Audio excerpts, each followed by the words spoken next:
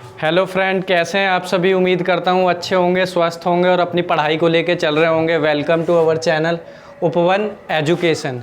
आज का जो हमारा लेक्चर रहेगा वो रहेगा पार्ट 4, और जिसमें हम चैप्टर 2 12वीं क्लास के जो पॉलिटिकल साइंस है उसका पार्ट 2 डिस्कस कर रहे हैं, सत्ता के समसामयिक केंद्र। और कक्षा 12वीं इसका पार्ट 4 है। इससे पहले मैंने क्या किया, 3 पार्ट अपलोड कर दिए हैं, तो आप लोगों से विनती है पहले वो जाके पार्ट देख लें, तब ये वाली वीडियो क्या आएगी, आपको अच्छे से समझ आएगी। ऑफलाइन पढ़ाने में क्या होता है, ज़्यादा लिखना नहीं पड़ता है, वहाँ पे मुंह से बोल के पढ़ाना पड़ता है। लेकिन बोर्ड है तो बोर्ड के माध्यम से क्या है, लिखने में बड़ी मेहनत लगती है। तो आप लोगों से विनम्र निवेदन है, पहले जाके तीनों पार्ट कंप्लीट कर लें। और आज का जो हमारा वीडियो रहेगा पार्ट 4 में, जिसका नाम है सत्ता के समसामयिक केंद्र, तो इसमें पूरा चैप्टर में आज डिस्कस हो जाएगा। उसके बाद एक आध जो टॉपिक बचेगा या कार्टून वाला बचेगा तो वो आएगा, फिर आपको ओवरऑल चैप्टर क्या हो जाएगा, कंप्लीट हो जाएगा। इसलिए ये वाला जो चैप्टर कह लीजिए सेकंड या पार्ट 4 बोल लीजिए, जब तक आपको समझ नहीं आएगा, जब तक कि आप तीनों पार्ट पहले के देख नहीं लेते हैं। और बिना किसी देरी के आइए हम लेक्चर को स्टार्ट करते हैं। जो आज हम डिस्कस करेंगे 3-4 क्वेश्चन हैं, उसको डिस्कस करेंगे। जिसमें पहला रहेगा चीनी अर्थव्यवस्था के उत्थान के परिणाम, यानी चीन की जो अर्थव्यवस्था, हमने इससे पहले वाली वीडियो में देखा था कि चीन की अर्थव्यवस्था का उत्थान कैसे हुआ। उसने अपनी खेती का निजीकरण किया, कृषि से पूंजी निकाल कर क्या किया, उद्योग में लगाए, घरेलू स्तर पर ही वस्तुओं को बनाना क्या कर दिया, स्टार्ट कर दिया। इससे उस पर क्या आ गया, विदेशी मुद्रा आ गई, फॉरेक्स आ गया, प्लस वो दूसरे देशों में निवेश करने लगा, और उसने अपने उद्योग का भी निजीकरण किया, कृषि का भी निजीकरण किया। तो ये सारे हमने कारण देखे थे वहाँ पे। तो अब देखेंगे वो जो चीनी उत्थान हो गया था उसके परिणाम क्या होंगे, तो एक एक करके हम क्या करेंगे, डिस्कस करेंगे। उसके बाद दूसरा देखेंगे भारत चीन संबंध देखेंगे। उसके बाद भारत चीन संबंधों में कारण देखेंगे कि भारत चीन संबंधों में विवाद के कौन कौन से कारण रहे हैं, वो समझने का प्रयास करेंगे। उसके बाद देखेंगे जापान, जो आपकी एनसीईआरटी की बुक है ना, उसमें देखना सबसे लास्ट में जाओगे, चौथे चैप्टर, ओल्ड बुक में चौथा चैप्टर और न्यू बुक में सेकंड चैप्टर। तो सभी जाके मेरे हिसाब से न्यू बुक ले लें, या ओल्ड है उससे भी काम चल जाएगा, क्योंकि थोड़ी बहुत चेंजेस आता है तो आप किसी भी बुक से पढ़ सकते हैं। तो उसमें नीला सा बॉक्स बना होगा, डब्बा बना होगा, जिसमें जापान और कोरिया के बारे में दिया होगा। तो उसका भी मैंने थोड़ा सा ओवरव्यू यहाँ पे देने का प्रयास किया है। तो आइए बिना किसी देरी के अपने लेक्चर को क्या करते हैं, स्टार्ट करते हैं। तो सबसे पहले हमारा क्वेश्चन क्या, चीनी अर्थव्यवस्था के उत्थान के परिणाम क्या हुए।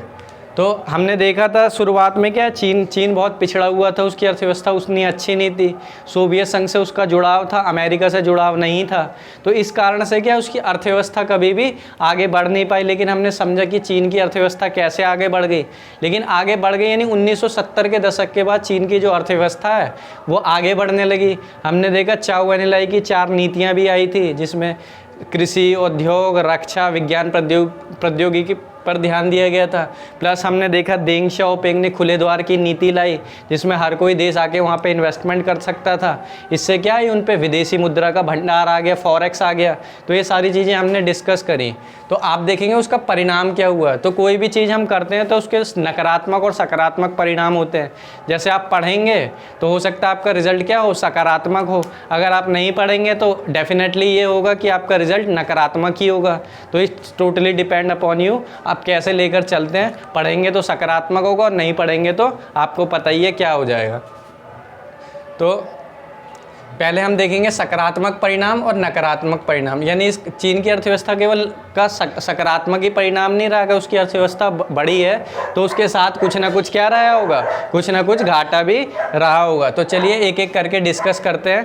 पहला है, जब भी क्वेश्चन लिखोगे चीनी अर्थव्यवस्था के उत्थान के परिणाम, तो इसमें ऐसे स्टार्ट करना कि चीन की अर्थव्यवस्था 1970 के दशक से कार्यरत रही, और उसके कुछ सकारात्मक और नकारात्मक परिणाम उभर कर सामने आते हैं, जिसको हम निम्नलिखित प्रकार से समझ सकते हैं। चाहे तो ऐसे फ्लो चार्ट में भी दिखा देंगे तो एग्जामिनर खुश हो जाएगा, ऐसे दिखाएंगे तो ज़्यादा खुश हो जाएगा। बाकी आप अपने हिसाब से भी कर सकते हैं। और चीज़ों को पॉइंट आउट करिए, मतलब अंडरलाइन करना सीखिए। जब तक अंडरलाइन नहीं करेंगे ना, तब तक काम उतना बढ़िया बनेगा नहीं। तो चलिए चलते हैं। तो पहला क्या डिस्कस करेंगे हम लोग, सकारात्मक परिणाम क्या करेंगे, डिस्कस करेंगे, जिसमें पहला क्या है, कृषि उत्पादों में वृद्धि होना। किसमें वृद्धि हुई, कृषि उत्पादों में वृद्धि हुई। इसका मतलब जब चीन ने क्या किया था, सबसे पहले अपनी प्राइमरी सेक्टर पर, जो जिसको एग्रीकल्चर बोलते हैं या कृषि वाला क्षेत्र, उसमें क्या किया उसने, बहुत ज़्यादा डेवलपमेंट किया और वहीं से पैसा निकाल कर कहाँ लगाया उसने, वहीं से पैसा निकाल कर उसने लगा दिए कहाँ पर, उद्योग में लगाया। तो जब उसने कृषि पर ध्यान दिया तो धीरे धीरे, और हमने देखा भी था 1982 के करीब में लगभग में चीन ने अपनी अर्थव्यवस्था का क्या कर लिया था, निजीकरण किया था। तो निजीकरण करने से क्या हुआ, निजीकरण करने से चीन की कृषि उत्पादों में क्या हुई, वृद्धि हुई। केवल चीन के निजी मतलब चीन का जो उत्पाद है यानी कृषि से रिलेटेड जो उत्पाद है उसमें क्या हुई, वृद्धि हुई। और साथ ही साथ में ग्रामीण उद्योगों में भी जो कृषि उत्पाद था उसमें भी क्या होने लगा, वृद्धि होने लगा। इसका मतलब जो चीनी कृषि होती थी केवल ग्रामीण क्षेत्र में नहीं होती थी, शहरों वाले क्षेत्र में भी चीनी कृषि कहीं ना कहीं होती थी। उसके बाद हम देखेंगे दूसरा है आपका निजी उद्योगों की संख्या में वृद्धि होना। क्या है, निजी उद्योगों की संख्या में वृद्धि होना। तो इसका मतलब क्या है, इसका मतलब है कि पहला देखा कृषि उत्पादों में वृद्धि हुई, ये मैंने खाली इसको ध्यान रखना, और ये अंदर की जो चीज़ें हैं ना उसको मैं जो बोल रहा हूँ उसको नोट कर लेना, और ये खाली इसको ध्यान रखना, क्योंकि ये सब क्या है, बुलेट पॉइंट है। तो इसी को देखने का क्या करना, प्रयास करना, और इसके बाद जो बताऊँगा उसको सुन के लिख भी सकते हैं, क्योंकि बोर्ड की सुविधा के हिसाब से ज़्यादा इसमें लिखा नहीं जा सकता है। तो दूसरा सकारात्मक परिणाम क्या हुआ, ग्रामीण उद्योगों की संख्या में वृद्धि हुई। तो हमने देखा था चीन ने क्या है, बाहर से पहले वस्तुओं को मंगाता था तो उसके पास तकनीक की भी कमी होती थी, विदेशी मुद्रा भी नहीं होती थी कि वो बाहर से चीज़ों को क्या लाएगा, परचेज करके या क्रय करके खरीद के लाएगा वहाँ से। तो उसने क्या किया, धीरे धीरे निजी स्तर पर ही या घरेलू स्तर पर ही वस्तुओं और सेवाओं का उत्पादन क्या कर दिया, चालू कर दिया। इससे क्या हुआ, घर घर में चीन में क्या हो गया, छोटे छोटे लघु उद्योग खुलने लगे। इससे क्या हुआ, ग्रामीण उद्योग की संख्या में क्या हुई, वृद्धि हुई। लोग निजी बचत करने लगे तो लोगों की आमदनी भी क्या हुई, धीरे धीरे बढ़ने लगी, और वो लोग धीरे धीरे क्या है, ग्रामीण, धीरे धीरे उनके उद्योग भी बढ़ने लगे। केवल शहरी क्षेत्रों में नहीं, ग्रामीण क्षेत्रों में भी उद्योग की संख्या में क्या हुई है, वृद्धि हुई है। तीसरा है आपका क्या, विदेशी मुद्रा। विदेशी मुद्रा के भंडार में क्या हो गया, वृद्धि हो गया। विदेशी मुद्रा यानी अब चीन इतनी बड़ी अर्थव्यवस्था बन गई थी, उसने अपना आर्थिक रूप से क्या कर लिया, उत्थान कर लिया। जैसे मैंने पहले भी बताया, देंग शाओपिंग ने क्या किया था, 1978 में ओपन डोर पॉलिसी अपनाई है, खुले द्वार की नीति अपनाई। जैसे भारत ने भी एलपीजी रिफॉर्म अपनाया था, लिबरलाइजेशन, प्राइवेटाइजेशन, ग्लोबलाइजेशन। तो कभी डिस्कस करेंगे, मौका लगेगा, ये इकोनॉमिक्स जब मैं पढ़ाऊंगा तो उसमें आएगा, तो देखेंगे 1991 में। तो चीन ने 1978 में ही कर लिया था, हमसे 12 साल पहले ही चीन ने क्या कर लिया था, अपनी अर्थव्यवस्था का उदारीकरण, निजीकरण कर लिया था, जिसको क्या बोलते हैं, खुले द्वार की नीति। यानी चीन के जो प्रधानमंत्री थे उनका नाम क्या था, देंग शाओपिंग। क्या नाम था, देंग शाओपिंग ने कौन सी नीति अपनाई, खुले द्वार की नीति उनने अपनाई। कब, 1978 में। इससे क्या हुआ, वो दूसरे देशों में क्या करते थे, व्यय करते थे, यानी निवेश करते थे। उससे क्या होता था, उनको बहुत ज़्यादा मुद्रा प्राप्त होती थी। या ऐसा कह लीजिए कि चीन ने जब अपनी अर्थव्यवस्था को खोला तो क्या हुआ, बाहर से बहुत सारे अमेरिका जो विकसित देश थे उनने क्या किया, चीनी अर्थव्यवस्था में अपना निवेश करना प्रारंभ कर दिया, और इसके बल पर क्या हुआ, उन पे खूब सारी विदेशी मुद्रा भंडार आया। और उसके बाद जब उस पर विदेशी मुद्रा भंडार आया चाइना पे, तो उसने उसी विदेशी मुद्रा भंडार, जिसको फॉरेक्स बोलते हैं, तो ये भी टर्म याद रखिए, क्या होता है, विदेशी मुद्रा भंडार का मतलब होता है फॉरेक्स। यानी जब उस पर फॉरेक्स आ गया तो उसने इसी फॉरेक्स को यानी विदेशी मुद्रा भंडार को दूसरे देशों में निवेश किया, उससे भी क्या किया, उसने बहुत ज़्यादा आमदनी कमाई। तो उसके बाद क्या है, उसके बाद फोर्थ पॉइंट है, चीन जो है 2001 में, ध्यान रखना पूछ लेगा सीधा सीधा, चीन 2001 में WTO का क्या बन गया, सदस्य बन गया। WTO का मतलब विश्व व्यापार संगठन का सदस्य बन गया, क्योंकि उभरती हुई क्या है, आर्थिक शक्ति है। तो इस कारण क्या है, 2001 में चीन को WTO का यानी वर्ल्ड ट्रेड ऑर्गेनाइजेशन का, इसको हम पढ़ेंगे बाद में, वर्ल्ड ट्रेड ऑर्गेनाइजेशन, तो इसको हम बाद में पढ़ेंगे जब 6 चैप्टर पे आएंगे अपना अंतर्राष्ट्रीय संगठन, तब समझने का क्या करेंगे, प्रयास करेंगे। तो 2001 में चीन क्या हुआ, विश्व व्यापार संगठन का सदस्य बन गया। तो इससे भी चीन को कहीं ना कहीं क्या हुआ, फ़ायदा हुआ, या कह सकते हैं कि चीन की अर्थव्यवस्था के उत्थान का जो परिणाम है, एक सकारात्मक परिणाम ये है। उसके बाद इसको लिखने के बाद हमेशा कॉन्क्लूज़न ज़रूर लिखना है। कॉन्क्लूज़न मैंने बताया हुआ 2 लाइन छोड़ देना, और जब जिस लाइन से स्टार्ट करोगे तो उसमें थोड़ा सा क्या दे दोगे, गैप दे दोगे, फिर लिखोगे अतः उपर्युक्त परिणामों के तहत चीन जो है तीसरी सबसे बड़ी क्या हो चुकी है, अर्थव्यवस्था है विश्व में। और ऐसा माना जाता है कि 2040 तक चीन जो है अमेरिका को भी पीछे छोड़ देगा। तो देखेंगे कि वर्तमान में आज भी चीन क्या है, तीसरे नंबर की सबसे बड़ी अर्थव्यवस्था है। तो ये क्या होगा, उसके सकारात्मक परिणाम हो गए, पहला कृषि उत्पादों में वृद्धि, दूसरा ग्रामीण उद्योगों की संख्या में वृद्धि, तीसरा विदेशी मुद्रा भंडार में वृद्धि, चौथा WTO में क्या हो गया, शामिल हो गया। उसके बाद कुछ क्या देखते हैं, नकारात्मक परिणाम देखते हैं। सब कुछ सकारात्मक थोड़ी होगा। आप पढ़ेंगे तो शुरुआत में तो क्या होगा, सकारात्मक रूप से पढ़ रहे होंगे, लेकिन चीज़ें आपको क्या है, धीरे धीरे समझ में आए, बहुत सारी चीज़ें समझ में आ जाएंगी, बहुत सारी चीज़ें नहीं भी आएंगी। ज़्यादा पढ़ेंगे, कम रोशनी में पढ़ेंगे तो हो सकता है आँखों पर भी थोड़ा इफेक्ट आ जाए, और हद से ज़्यादा पढ़ेंगे तो हो सकता है बीमार होने का भी खतरा हो। खाना पीना अच्छे से नहीं खाएंगे, खाना ज़्यादा खा लेंगे तो उल्टी हो सकता है, पेट में दर्द हो सकता है। तो हर चीज़ के क्या होते हैं, सकारात्मक और नकारात्मक परिणाम होते हैं। तो ये हमने सकारात्मक परिणाम डिस्कस किया, अब हम करेंगे नकारात्मक परिणाम। तो पहला क्या है, बेरोजगारी बढ़ना। क्या बढ़ना, बेरोजगारी बढ़ना। जानते ही हैं कि चीन की अर्थव्यवस्था में क्या हुआ, बहुत चीन की अर्थव्यवस्था में विकास तो हुआ है, उसकी अर्थव्यवस्था आगे भी बढ़ी है, लेकिन आज भी ऐसा माना जाता है चीन में बहुत सारे लोग क्या हो गए, बेरोजगार हो गए। जो क्या हुआ, लाभ नीतियां तो बनाई गई, बहुत नीतियां, लेकिन उन नीतियों से या आर्थिक नीतियों से सभी लोगों को फ़ायदा नहीं मिला, कुछ लोगों को ही फ़ायदा मिला। और इस कारण ऐसा बोलते हैं कि चीन में जो है 10 करोड़ लोग आज भी युवा क्या हैं, बेरोजगार हैं। कितने, 10 करोड़ लोग। ये जो डाटा है मैंने आपकी NCERT की बुक से उठाया है, वर्तमान में हो सकता है ऊपर नीचे होगा, लेकिन हमें उससे मतलब नहीं है। हमें समझना है कि चीन की बेरोजगारी में क्या हो गया, वृद्धि हो गया।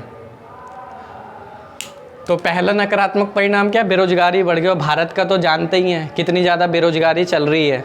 हर किसी पढ़ लिख के क्या होता है, बेरोजगारी इतनी ज़्यादा है, क्योंकि जो बंदा पढ़ता है उसके स्किल के हिसाब से नौकरी नहीं मिलती है, करता भी है तो छोटा मोटा काम करता है, और जो पढ़ता है उस चीज़ में उसको नौकरी नहीं मिलती है। तो बेरोजगारी के भी बहुत सारी प्रकार होते हैं। खैर यहाँ पे तो नहीं डिस्कस कर सकता, कभी मौका मिलेगा तो ज़रूर डिस्कस करूँगा। तो बेरोजगारी बढ़ गई, यानी अनएम्प्लॉयमेंट बढ़ गया। दूसरा क्या है, महिलाओं की स्थिति खराब हो गई। महिलाओं की स्थिति खराब हुई, इसका मतलब क्या है, चीन में उद्योग खुले, घरों घरों में उद्योग खुले, तो क्या हुआ, पुरुष के साथ साथ महिलाओं को भी क्या है, काम पर रखा गया। लेकिन जो उनकी स्थिति थी महिलाओं की, वो स्थिति बिल्कुल ऐसे थी जैसे यूरोप जैसी अर्थव्यवस्था में 18वीं सदी में हुई थी।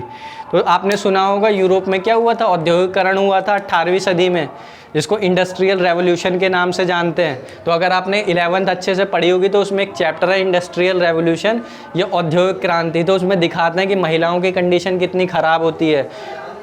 पुरुषों की तुलना में उनको क्या दिया जाता है, सैलरी कम दिया जाता है, श्रम ज़्यादा लिया जाता है, पुरुषों की तुलना में श्रम ज़्यादा लिया जाता है।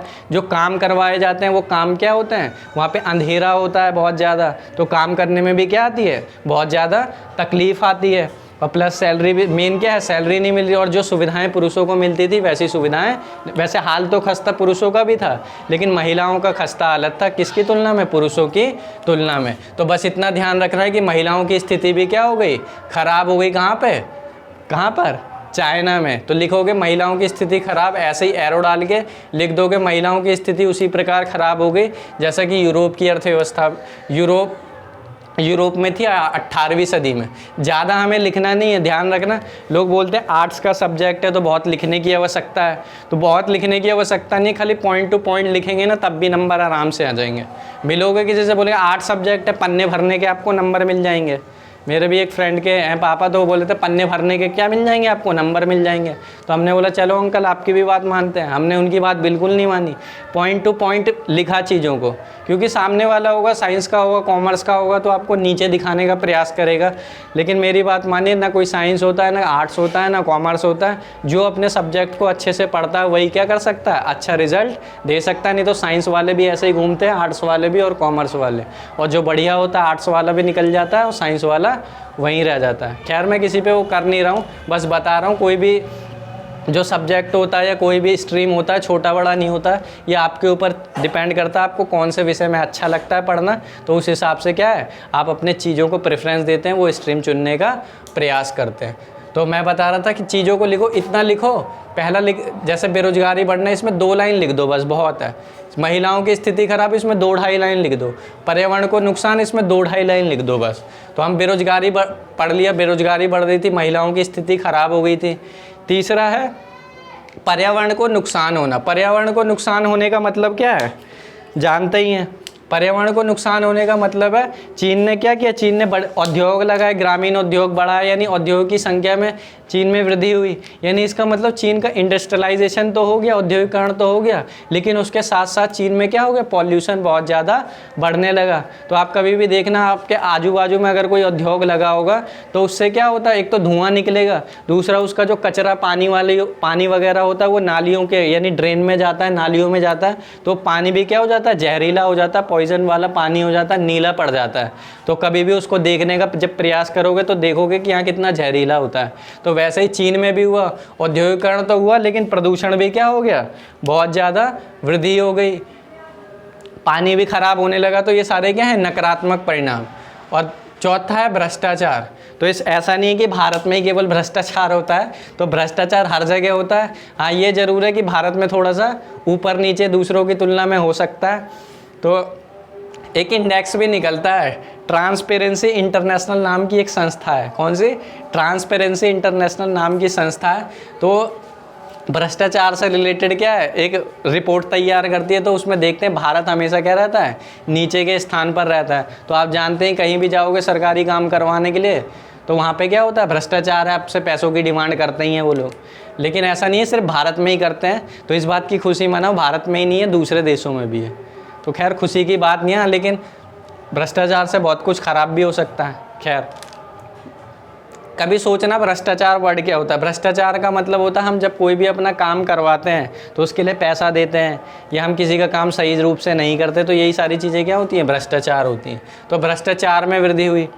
उसके बाद 5वां पॉइंट है चीनी नागरिकों के बीच आर्थिक फासला बढ़ना। चीनी नागरिकों के बीच आर्थिक फासला बढ़ने का मतलब क्या है, चीन में डेवलपमेंट तो हुआ लेकिन डेवलपमेंट ज़्यादातर कहाँ पे हुआ, गांव में हुआ। कहाँ पर, रूरल एरिया में डेवलपमेंट नहीं हुआ, अर्बन एरिया में। अर्बन का मतलब ग्रामीण क्षेत्रों में क्या हुआ, डेवलपमेंट ज़्यादा हुआ, और गाँव वाले क्षेत्र क्या हो गए, पिछड़ गए। गाँव के साथ साथ क्या हुआ, तटीय भूमि और मुख्य भूमि में रहने वालों के बीच भी क्या हो गई, फासला बढ़ गया। इसका मतलब जो नदी के आजू बाजू रहते हैं वहाँ पे क्या है, जो नदी के आजू बाजू रहेंगे और जो मुख्य भूमि यानी भूमि में रहेंगे तो उनके बीच भी क्या हो गया, आर्थिक फासला बढ़ने लगा। तो देखना जो तटीय इलाके होते हैं वहाँ पे प्रदूषण वगैरह भी ज़्यादा होता है। तो देखना कभी भी कोई नदी होगी या कोई नाला टाइप होगा, कुछ नदी होगी, तो देखना वो जो तटीय इलाका होता है, कोस्टल इलाका, वहाँ पे कितनी पन्नियाँ जमा होंगी, कितने कचरा जमा होगा। तो वैसे इलाके में रहते हैं बहुत सारे लोग। और जो मुख्य भूमि में जैसे लोग रहते हैं एरिया में, सिटी में या ग्रामीण एरिया में, मुख्य भूमि में रहते हैं, तो उनके बीच क्या आर्थिक फासला बढ़ने लगा। तो बस इतना ध्यान रखना, चीनी नागरिकों के बीच आर्थिक फासला बढ़ गया। गांव और शहर के बीच तथा तटीय और मुख्य भूमि में रहने वालों के बीच क्या हो गया, आर्थिक फासला बढ़ने लगा। ठीक है ना। तो ये क्या हो गया हमारा, चीनी अर्थव्यवस्था के उत्थान के सकारात्मक और नकारात्मक परिणाम। तो अभी पहले पूरा लेक्चर कंप्लीट लेते हैं, उसके बाद आप क्या कर लेना, इसका स्क्रीनशॉट ले लेना, और मेरे हिसाब से तो साथ साथ में लिखते हुए चलेंगे तो ज़्यादा बेटर है। हो सकता है कि मेरी वॉइस क्या हो, थोड़ी सी ज़्यादा तेज़ हो, या फिर मैं जल्दी जल्दी बोल रहा हूँ। तो आपके पास यूट्यूब में ऑप्शन होता है प्लेबैक का, तो उसमें आप उसको क्या कर सकते हो, स्लो भी कर सकते हो। तो साथ साथ में लिखते चलोगे तो आपके एक नोट्स क्या हो जाएंगे, अच्छे नोट्स तैयार हो जाएंगे। और देखोगे ऐसा लिखा है वैसा लिखा है तो कभी नहीं पढ़ पाओगे। जो पढ़ने वाला होता है वो कहीं भी पढ़ लेता है, वो परिस्थितियाँ होती हैं ज़रूर, ख़राब हो सकती हैं थोड़ी सी परिस्थितियाँ, हाँ, लेकिन अगर वो थोड़ा सा ज़्यादा मेहनत करेगा तो वो कहीं से भी अच्छा कर लेगा। क्योंकि एक अंग्रेजी में कहावत है, ड्रॉनिंग मैन अ कैचेस स्ट्रॉ, यानी इसका मतलब क्या है, जो डूबता हुआ आदमी होता है उसको क्या होता है, तिनके का भी सहारा मिल जाता है, तो वो क्या बढ़ जाता है, आगे बढ़ जाता है। तो आप लोग भी आगे बढ़ते रहिए, आप लोगों से भी गुजारिश है अच्छा करिए तो अच्छा होगा। खैर, तो ये पहला क्वेश्चन हमने डिस्कस कर लिया। अब डिस्कस करेंगे भारत और चीन के संबंध। ये दे रखा है यहाँ पे भारत और चीन के संबंध। तो मैंने आज से पहले वाली वीडियो में बताया था कि कोई भी चैप्टर हम पढ़ रहे हैं, भले ही वर्ल्ड का पढ़ रहे हैं, लेकिन हम भारतीय नागरिक हैं तो देखेंगे कि वो जो चैप्टर हम पढ़ रहे हैं उसका कनेक्शन भारत से कैसे। जैसे हमने आसियान से भारत के संबंध देखे, यूरोपीय संघ से भारत के संबंध तो खैर नहीं दिए हुए हैं, लेकिन हमें फिर भी देखने का प्रयास करना चाहिए। जैसे कि अपना जो चंद्रयान 3 मिशन है वो क्या हो गया, सक्सेसफुल हो गया है। कहाँ पर चला गया है वो, जो आपका चंद्रमा है उसके दक्षिणी ध्रुव पर पहुँचने वाला विश्व में पहला देश बन गया है। तो इससे हमारी जो स्पेस टेक्नोलॉजी हो जाएगी वो क्या होगी, वृद्धि। यूरोप के जो बहुत सारे देश क्या हैं, आप डिमांड कर रहे हैं भारत से कि हमारे भी मिसाइल लॉन्च करो, तो इससे क्या होगा, भारत का जो डिफेंस सेक्टर होगा, स्पेस टेक्नोलॉजी होगी, बढ़ेगा। हम पे आर्थिक रूप से क्या होगा, भारत मजबूत होगा। खैर, ये सब ऐसी बात थी, लेकिन फिर भी सोचने का प्रयास करना चाहिए। तो भारत और चीन के संबंध देखते हैं। जैसे होता नहीं है, बॉयफ्रेंड गर्लफ्रेंड का संबंध होता है, देखते हैं, माँ बाप का संबंध होता है, बहन भाई का संबंध होता है, तो ऐसे बहुत सारे संबंध होते हैं। वैसे एक देश का दूसरे देश के साथ कैसा संबंध है उसी को भी समझने का क्या कर सकते हैं, प्रयास कर सकते हैं। तो कभी भी कोई कुछ भी टॉपिक लिखने के लिए पहले थोड़ा सा उसको क्या कर देना, इंट्रोडक्शन 1-2 लाइन में ज़रूर देना, सीधे सीधे स्टार्ट मत करना, क्योंकि इससे गलत इम्पैक्ट जाएगा। देखो, आर्ट्स का सब्जेक्ट है, मैथ है नहीं। मैथ में अगर आप लिखोगे पॉइंट टू पॉइंट और सही आंसर लिखोगे तो पूरे 100 में से 100 नंबर आएंगे। और आर्ट्स में जो पढ़ने वाले स्टूडेंट होते हैं सबको पता होता है कि क्या है, लेकिन अच्छा वही करेगा जो अच्छे से लिखेगा। मान लीजिए मैं बहुत अच्छा बोलता हूँ, मैं बहुत अच्छा समझा सकता हूँ, उससे फ़र्क नहीं पड़ेगा। आपको बोलने के साथ साथ आपको अच्छा लिखना आना चाहिए, क्योंकि वहाँ पे आप ओरल टेस्ट देने नहीं जा रहे हैं। हाँ, 20 नंबर का आपका 20 नंबर 30 नंबर का जो भी स्कूल में चलता हो वो तो है ही, लेकिन वहाँ पे जो मेन जो आप पेपर देने जाएंगे तो वहाँ पे ओरल नहीं देंगे, आपका चेहरा नहीं होगा, आपका मुँह नहीं होगा, क्या होगा, आपकी कॉपी होगी। इसलिए कॉपी क्या होनी चाहिए, सुंदर होनी चाहिए। और सुंदर का ये मतलब नहीं है लिपस्टिक वगैरह कलर वगैरह लगा के उसको सजा दिया। 1-2 पेन यूज़ करिए, black pen, ball pen use, black pen और ब्लू पेन यूज़ करिए। और हो सकता है अगर ब्लैक पेन यूज़ नहीं करते हो तो पेंसिल लीजिए, और जो आपको लगता है एग्ज़ामिनर को दिखाना हो तो वो क्या करिए, इसमें दिखाने का प्रयास कीजिए। होता है ना, पार्टी वगैरह में जाते हैं तो या कहीं जाते हैं तो थोड़े यूनिक कपड़े पहनते हैं ताकि लोग हमें क्या है, देखें। क्यों दिखाते हैं, क्योंकि हम अलग अलग हैं। तो वैसे ही जब आप पेंसिल चलाओगे, ब्लैक पेन यूज़ करोगे, तो एग्जामिनर ना चाहते हुए भी क्या है, आपकी कॉपी देखेगा। तो कहीं ना कहीं आपको ही प्रॉफिट होगा, और ऐसा करिए, आपको ज़रूर प्रॉफिट होगा। और जिन को मैंने पढ़ाया है उस समय उनको नहीं लगता, हाँ, जब उनके नंबर आ गए बढ़िया, तब बोल रहे हैं हाँ भैया आप ठीक बोलते थे। तो पढ़ेंगे तो अच्छा होगा। तो भारत चीन के संबंध हम देख रहे हैं। तो भारत और चीन के संबंध शुरुआत से ही, चीन में जो है ना, शुरुआत से ही कहीं ना कहीं बहुत सारे राजवंश आए हैं। जैसे इसमें दे रखा है मंगोलिया, कौन सा, ये रहा मंगोलिया। अब चंगेज़ खान का आपने नाम सुना ही होगा। अगर आपने 11 चैप्टर पढ़ा है, 11th की उसकी बुक पढ़ी है, किसकी, हिस्ट्री की बुक पढ़ी है, तो आपको पता होगा उसमें एक यायावर साम्राज्य करके चैप्टर है। तो उसमें क्या है, मंगोलिया का डिस्कशन होता है। तो ये सारे वहीं पे रहे हैं, चंगेज़ खान, कोरिया, हिंद, चीनी, तिब्बत, आसियान। इसका मतलब क्या है, इसको ऐसे लिखना, भारत और चीन के जो संबंध है वो कहीं ना कहीं वर्तमान में ही नहीं, एंशिएंट टाइम से ही बोल लीजिए, प्राचीन काल से ही या फिर मध्यकाल से ही अच्छे रहे हैं, जिसमें बहुत सारे, चीन में बहुत सारे राजवंश आए हैं, जिनमें मंगोलिया, कोरिया, हिंदी और चीन की चीन ने जो तिब्बत को हथिया लिया है। तो ये सारी भी चीज़ें लिख सकते हो आप।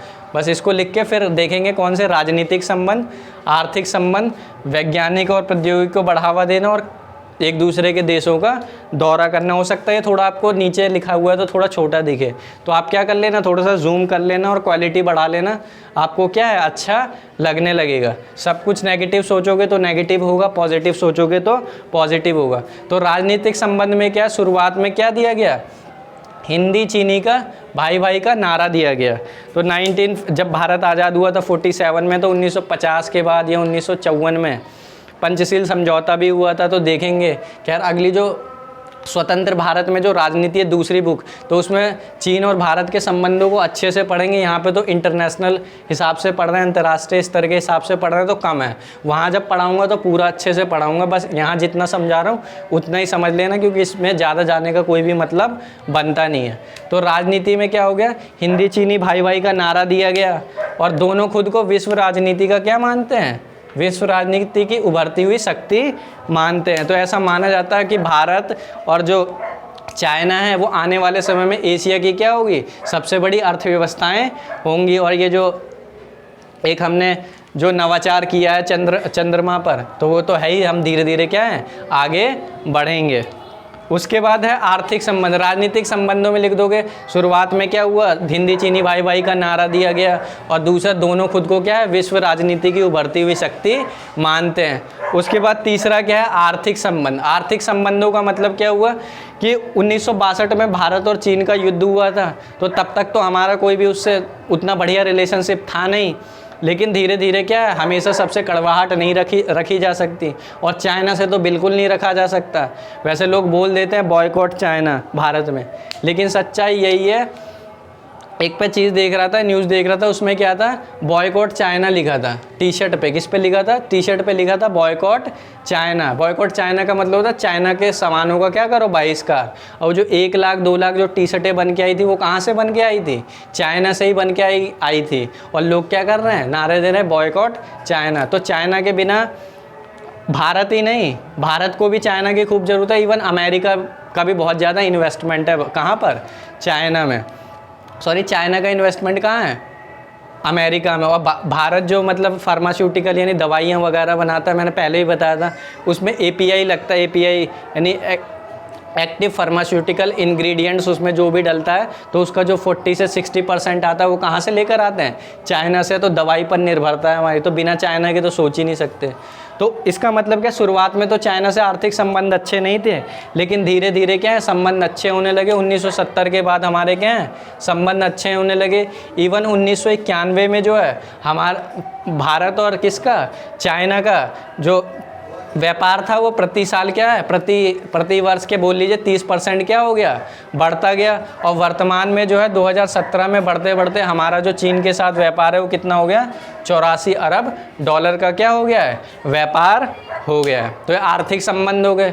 फिर है वैज्ञानिक एवं प्रौद्योगिकी को बढ़ावा देना।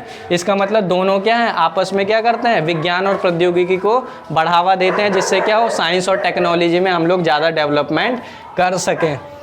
तो दोनों ही क्या है, आपस में दोनों क्या है, विज्ञान और प्रौद्योगिकी को बढ़ावा देते हैं। जो चंद्रयान लॉन्च हुआ है तो उसमें अभी ब्रिक्स की समिट चल रही है, तो ब्रिक्स भी टॉपिक है, वैसे एडिशनल टॉपिक है, उसको भी ब्रिक्स हो गया, SCO हो गया, उसको भी मैं डिस्कस करूँगा थोड़ा सा, क्योंकि वो जुड़ा हुआ टॉपिक है, तो देखेंगे तब। तो अभी मोदी जी कहाँ पे गए हुए, साउथ अफ्रीका में चल रहा है, वो ब्रिक्स की समिट चल रहा है। तो वहाँ पे चंद्रयान जब लॉन्च हो गया तो चाइना के जो प्रधानमंत्री कौन, जिनपिंग ने क्या दिया, उनको धन्यवाद दिया। भले ही अंदर से चिढ़ रहे हो कि हमसे पहले कैसे कर लिया, लेकिन कर लिया, लेकिन सामने तो हंसी रखना ही पड़ेगा। तो दोनों क्या है, विज्ञान और प्रौद्योगिकी को बढ़ावा दे रहे हैं, और इसके माध्यम से सांस्कृतिक सहयोग भी क्या है, आपस में बढ़ रहा है। तो एक दूसरे का कल्चर भी बढ़ता है।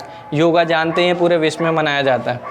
उसके बाद है एक दूसरे के देशों का दौरा करना। एक दूसरे के देशों का दौरा करने का मतलब क्या होता है, मान लीजिए आपके संबंध अच्छे नहीं है, ख़राब नहीं है, अच्छे नहीं है, तो आप क्या कर सकते हैं, शादी होता है, पार्टी होता है, तो उसमें क्या कर सकते हैं, सामने वाले को इनवाइट कर सकते हैं, तो हो सकता है सामने वाला आ जाए, तो इससे क्या होगा, संबंध अच्छे हो जाएंगे। तो समय समय पर क्या होता है, चीन और भारत के जो नेता हैं वो समय समय पर एक दूसरे के देशों की दौरा करते हैं। और 1988 में जो भारत के प्रधानमंत्री थे उस समय पे राजीव गांधी, वो कहाँ पे गए थे, चीन के दौरे पर गए थे। दौरे पे मतलब चीन की विज़िट करना। देखते हैं ना मोदी जी इस देश जाते हैं, दूसरे देश जाते हैं, क्यों, ताकि उससे क्या हो सके, हमारे देश की आर्थिक तरक्की, सांस्कृतिक सामाजिक सारी तरक्की हो सके। तो इसलिए एक दूसरे के देशों का दौरा किया जाता है। ऐसा नहीं है सब कुछ घर पे बैठे बैठे हो जाएगा, आप सोचोगे घर पे बैठ के ही पढ़ लें। हाँ, मोबाइल से ज़रूर पढ़ सकते हो, लेकिन बुक लेने के लिए हो सकता है आपको बाहर जाना पड़े। उसमें भी हो सकता है कि आप अमेज़ॉन बोले, फ्लिपकार्ट से मंगवा लें, इतने ही हो। लेकिन स्कूल तो आपको जाना ही पड़ेगा, वो तो फ़ोन पे नहीं आएगा। फ़ोन पे आप क्या पढ़ सकते हैं कोचिंग, लेकिन स्कूल के लिए जाना पड़ेगा। तो इसी तरीके से अच्छे संबंध बनाने के फ़ोन पे भी बात होती है, लेकिन साथ साथ में क्या है दूसरे देशों में भी जाना पड़ता है। तो 1988 में राजीव गांधी गए कहाँ पर, चीन में गए। और जो दोनों देश हैं एक दूसरे के देशों का दौरा कर सकते हैं, नई दिल्ली और बीजिंग। तो नई दिल्ली और बीजिंग का मतलब है, नई दिल्ली किसकी राजधानी है, भारत की राजधानी है, और बीजिंग किसकी राजधानी है, चाइना की राजधानी है। तो कोई भी जब आता है तो सबसे पहले कहाँ पे आता है, उसकी कैपिटल में आता है, उसकी राजधानी में आता है। तो ये हमने देख लिया भारत चीन संबंध हो गए। उसके बाद हम देखेंगे क्या, भारत चीन संबंधों में विवाद के कारण, किसके कारण, विवाद के। ये तो अच्छे संबंध थे, अब हम थोड़ा देखेंगे विवाद के क्या क्या कारण रहे हैं। इसमें ज़्यादा नहीं बताऊंगा क्योंकि जो दूसरी बुक है उसमें अच्छे से डिस्कस करने का क्या करेंगे, प्रयास करेंगे। तो पहला आप जानते हैं 1962 में क्या हुआ, चीन युद्ध हुआ, भारत चीन युद्ध हुआ। तो इससे संबंधों में क्या आ गया, खटास आ गया।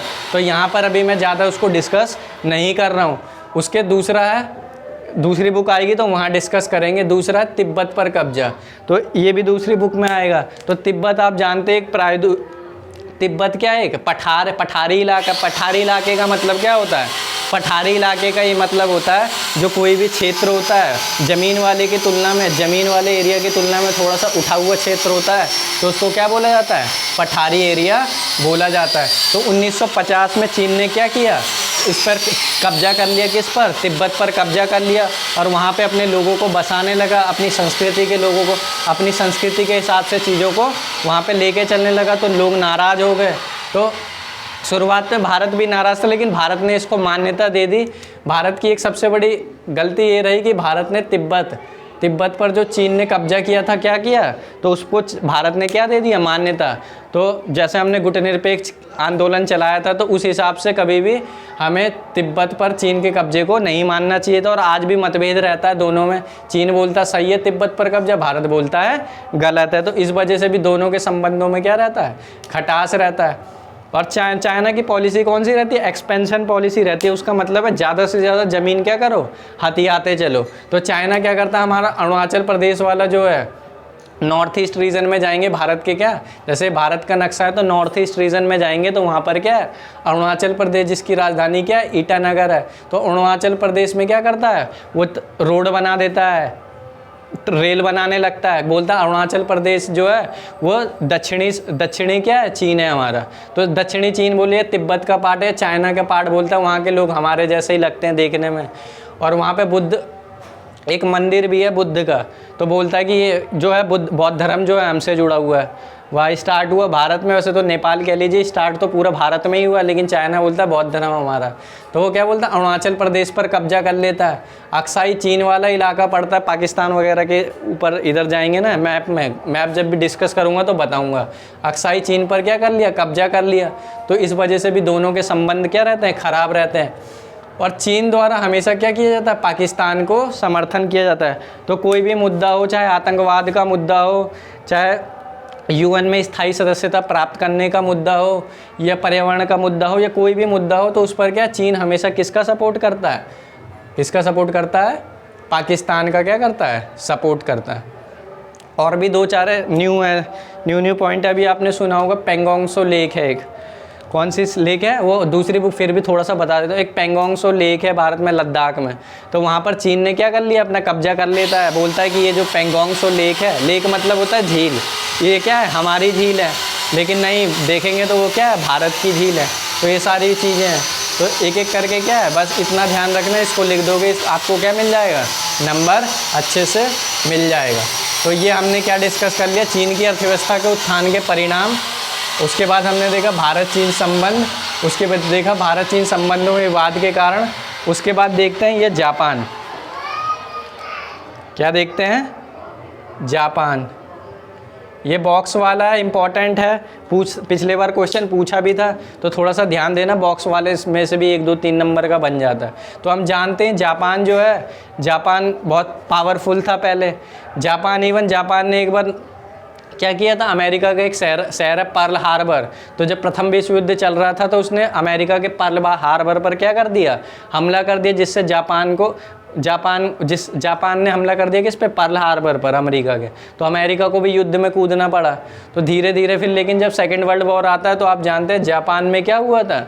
जापान में जो है 2 बम गिराए गए थे, तो परमाणु बम की भी भेसिका भी झेल रखा है किसने, जापान ने। 1945 में जब हिरोशिमा नागासाकी पर गिराया था लिटिल बॉय और फैट मैन। और इवन जो जापान की जो लिटरेसी रेट है वो भी क्या है 100% है। जापान में जो बच्चे, इवन भारत में तो जो छोटा 2 साल का बच्चा नहीं हुआ, 2.5 साल का बच्चा नहीं हुआ, प्ले स्कूल में डाल दिया। पहले क्या होता 4-5 साल बच्चे अच्छे से डेवलप होते थे, स्कूल में नर्सरी पढ़ते थे। आजकल तो पता नहीं क्या चलता है, नर्सरी से भी पहले प्री नर्सरी है, प्ले स्कूल हो गए, बच्चों को बिठाने का भी फीस दिया जाता है आजकल। तो ऐसे ही लेकिन जापान में 10 साल की उम्र से बच्चे क्या है पढ़ना चालू करते हैं। और इवन जापान की जो लिटरेसी देखोगे वो मतलब बहुत अच्छी है, इवन कई देशों से अच्छी, ऐसा बोलते हैं 100% है जापान की लिटरेसी। खैर ये तो एक्स्ट्रा इन्फॉर्मेशन थी, लेकिन पॉलिटिकल बुक के हिसाब से बताता हूँ। जापान जो है, जापान में क्या कोई भी नेचुरल रिसोर्स नहीं है, कच्चा माल नहीं है, लेकिन उसके बावजूद भी क्या करता है जापान इतना क्या है डेवलप स्टेट, या डेवलप स्टेट कह लीजिए, डेवलप कंट्री है। क्यों? क्योंकि जापान जो है ना आयात करता है बहुत ज़्यादा, लेकिन उसके बावजूद भी कच्चा माल भी नहीं है, लेकिन फिर भी क्या है जापान डेवलप है। क्योंकि कहीं ना कहीं जो जापान है, जापान का संबंध किससे, अमेरिका से है, तो अमेरिका उसको सपोर्ट करता है, वहाँ के लोग, अमेरिका भी सपोर्ट करता है और वहाँ के लोग भी सपोर्टिव अपने काम को अच्छे से लेकर चलते हैं। और भारत में क्या आधे से ज़्यादा तो लोग अपना प्रॉपर काम ही नहीं करते हैं, और करते भी हैं तो उसमें भी क्या है आप जानते ही हैं, क्या ही बोलना है। तो बस इतना ध्यान रखना, जापान में कच्चा माल कम ही था, लेकिन उसके बावजूद भी, कम संसाधनों के बावजूद भी जापान क्या आज विकसित एक अर्थव्यवस्था में शामिल है। और 1964 में जापान जो है OECD का सदस्य बना। OECD का मतलब होता है ऑर्गेनाइजेशन फॉर इकोनॉमिक कॉरपोरेशन। क्या होता है? ऑर्गेनाइजेशन फॉर इकोनॉमिक कॉरपोरेशन का सदस्य बन गए। टिक मार्क में पूछ लेगा जापान OECD का सदस्य कब बना, तो 1964 में। उसके बाद 2017 में जो जापान की अर्थव्यवस्था थी वो कौन से नंबर की थी? तीसरे नंबर की अर्थव्यवस्था थी। तो ध्यान रखना 2017 के आंकड़ों के हिसाब से भारत की अर्थव्यवस्था कौन से नंबर, जापान की अर्थव्यवस्था कौन से नंबर की है? तीसरी। उसके बाद G7 एक ग्रुप है आर्थिक रूप से, जैसे G20 सुना होगा आपने, वैसे एक G7 भी है। एक तो G7 में एकमात्र जो है एशिया का देश वो कौन सा है? जापान सदस्य है। इतना ध्यान रखना, और कोई भी नहीं है एशिया में, केवल कौन है? जापान है। इस पे ज़्यादा अगर थोड़ा मन करे तो G7 पे सर्च मार के क्या कर सकते हैं, पढ़ सकते हैं। G7 में 7 देश हैं। पहले 8 देश थे, रशिया भी था, लेकिन रशिया ने क्या किया, यूक्रेन का, आज जो यूक्रेन में लड़ाई चल रही है, तो यूक्रेन के साउथ में एक पोर्शन है जिसको क्रीमिया बोलते हैं, तो उस पर क्या कर लिया था उसने 2014 में उस पर कब्जा कर लिया, जिस वजह से क्या है उसको G7 से बाहर निकाल दिया गया। और जनसंख्या के हिसाब से क्या है 11वें नंबर पर है। अब भारत कौन से नंबर पर है? पता ही है, पहले नंबर पर अब आ गया है। UN बजट में 10% योगदान करता है। तो UN जो हम पढ़ेंगे अंतर्राष्ट्रीय संगठन है, संयुक्त राष्ट्र संगठन, तो उसमें भी 10% क्या है योगदान करता है। और विश्व में जो सबसे सेकंड नंबर पर योगदान करने वाला कौन है? यही है, कौन है? जापान है। उसके बाद 1951 में अमेरिका जापान सुरक्षा गठबंधन हुआ है। यानी इसका मतलब जब अमेरिका ने क्या किया, अमेरिका ने जब 1945 में उस पर बम गिराया हिरोशिमा और नागासाकी, तो वहाँ पर क्या हुआ, सब कुछ तहस नहस हो गया। आज भी बोलते हैं बच्चे क्या हैं वहाँ पे, कहीं ना कहीं बच्चे जो हैं लूले लंगड़े ऐसे पैदा होते हैं। लेकिन जब अमेरिका को समझ में आया तो अमेरिका ने क्या है इसका कंपनसेशन दिया। तो कंपनसेशन में क्या बोला उसने, अमेरिका जापान सुरक्षा गठबंधन हुआ। तो इसमें क्या है अमेरिका ने बोला अब आपको कोई भी सेना रखने की ज़रूरत नहीं है। और आज में जापान की अपनी सेना नहीं है, अमेरिका ही क्या करता है उसको सपोर्ट करता है। हाँ ये ज़रूर है कि आजकल जापान और अमेरिका के संबंध भी थोड़े से तनाव में आ रहे हैं, क्योंकि अमेरिका बार बार जापान पर अपना दबाव बनाने का प्रयास करता है। और कहीं जापान को ये भी खतरा लगता है कि कहीं अमेरिका ने क्या किया, हमारे ऊपर अटैक ही नहीं कर दिया। इसलिए जापान भी अब धीरे धीरे क्या अपनी आर्मी बना रहा है। और ये क्या अनुच्छेद ध्यान रखना जिसे आर्टिकल बोलते हैं, तो अनुच्छेद 9 में क्या दिया गया है कि जापान में अगर कोई भी अंतर्राष्ट्रीय स्तर पर किसी देश से संबंध बनाए जाते हैं, लड़ाई झगड़ा होता है या किसी भी तरीके का करार होता है, तो जापान जो है ना बल प्रयोग का कभी भी प्रयोग नहीं करेगा, उसका निषेध करता है। बल प्रयोग या धमकी का सहारा नहीं लेगा। सारी चीज़ें क्या हैं शांतिपूर्वक करने का प्रयास करेगा। और जापान का जो सैन्य खर्च है वो 1% है, वैसे तो बहुत कम है, लेकिन विश्व में 7वें नंबर पर है ये। ध्यान रखना, ये पूरा क्या हो गया, जापान हो गया। उसके बाद थोड़ा दक्षिण कोरिया को भी डिस्कस कर लेते हैं। यहाँ से क्या 1-2 नंबर के क्वेश्चन बन जाएंगे। आप जानते हैं जो दक्षिण कोरिया यानी साउथ कोरिया है, पहले एक कोरिया होता था, नॉर्थ कोरिया और साउथ कोरिया दोनों क्या थे, आपस में सम्मिलित थे। लेकिन 50 से 53 में क्या है, 1950 से 53 में दोनों के बीच युद्ध वगैरह होता है। तो 1950 और 53 उसके बाद क्या है, जापान नहीं, दक्षिण कोरिया जो है वो क्या है 2 भागों में बढ़ जाता है, साउथ कोरिया और दक्षिण कोरिया। और उसको जो अलग करती है वो कौन करती है, 38वीं समानांतर रेखा। कौन सी, 38वीं समानांतर रेखा। तो ध्यान रखना 38वीं समानांतर रेखा, ठीक है ना। उसके बाद बस इसको ध्यान रखना, 2 देशों को अलग करती है। जैसे नॉर्थ अमेरिका और साउथ अमेरिका को एक नहर है, पनामा नहर अलग करती है, वैसे ही दक्षिण कोरिया को कौन अलग करती है, दक्षिण कोरिया को साउथ कोरिया से 38वीं समानांतर रेखा। और बहुत सारी आपने कंपनियाँ भी सुनी होगी, सैमसंग, LG, हुंडई, ये सारी कंपनियाँ कहाँ की हैं, दक्षिण कोरिया की। वैसे ही जापान की भी बहुत सारी आपने कंपनी सुनी होगी, सोनी, टोयोटा, होंडा, माज़दा। तो ये सोनाटा, ये सारी कंपनी कहाँ है, जापान की है। तो आपके बुक में उसको भी जाके क्या करोगे, पढ़ोगे। तो ये देख ही लिए 38वीं समानांतर रेखा, सैमसंग, LG, हुंडई यहीं की कंपनी है। 1950 से 53 में युद्ध होता है और 17 सितंबर 1991। अगर थोड़ा छोटा दिख रहा हो तो इसको प्लीज़ जूम कर लेना, अच्छे से दिखेगा, क्योंकि मुझे इसी में ही लेक्चर क्या करना था, इसको कंप्लीट करना था, इसलिए थोड़ा छोटा हो सकता है, लेकिन जूम कर लोगे तो अच्छा दिखेगा। तो 17 सितंबर 1991 में दोनों UN के सदस्य बन गए। दोनों का मतलब साउथ अमेरिका और नॉर्थ अमेरिका। नॉर्थ अमेरिका जानते ही होंगे, जो तानाशाही कह लीजिए उसको, ठीक है ना। किंग जोम सुना होगा नाम, बोलता है मेरी तरह क्या करो, बाल रखो। इवन एक के घर में आग लग गई थी तो उसने अपने भगवान का फ़ोटो हटा लिया, तो उसको सज़ा दी गई। उसने बोला भगवान की फ़ोटो कोई नहीं हटाएगा, सबसे पहले मेरी फ़ोटो वहाँ से हटाएगा कि आग ना लगे। इस तरीके का है वहाँ पे।